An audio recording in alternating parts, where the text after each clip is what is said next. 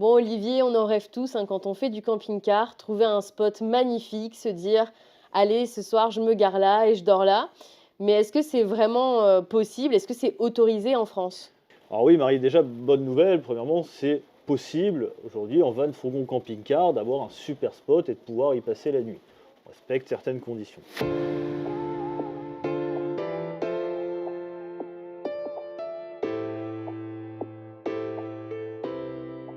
Déjà, premièrement, on va différencier ce qu'on va considérer comme du stationnement et de l'autre côté, ce qu'on va considérer comme du camping sauvage.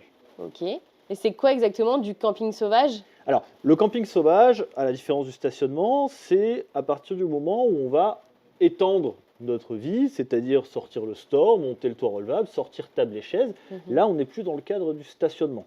Ok. Mais donc, quand on stationne, même avec un camping-car, parce que entre une voiture et un camping-car, c'est deux choses différentes.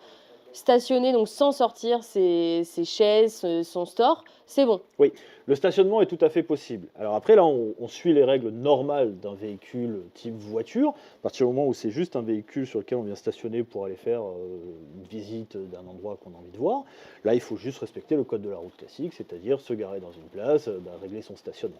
La notion de camping sauvage, elle va être considérée à partir du moment où on est non pas sur une aire dédiée au stationnement et à la villégiature des camping-cars, mais bien en nature, en ayant installé des cales, un store ou des tables et chaises extérieures, par exemple. Et donc, qu'est-ce que tu peux nous dire sur les aires qui sont prévues pour ça, à pouvoir faire du camping justement? Ouais, bah alors aujourd'hui, en France, il existe plusieurs possibilités pour faire du camping en étant autorisé. On va avoir déjà premièrement les campings classiques hein, qui ont Mmh. des aires de tentes pour les gens qui font du bivouac où on peut mettre un van ou un camping-car dessus. Mmh. On a également tout un tas de guides qui permettent aujourd'hui aux utilisateurs de trouver l'emplacement un petit peu partout en France. Donc ça peut être soit chez l'habitant, soit dans des aires qui sont spécifiques. Ça permet donc de ne plus avoir à se soucier de est-ce que c'est autorisé, pas autorisé, est-ce que je vais être embêté pendant ma nuit. Et donc à partir du moment où je ne sors pas, ma table, mes chaises, mon store, je peux, dormir n'importe où alors?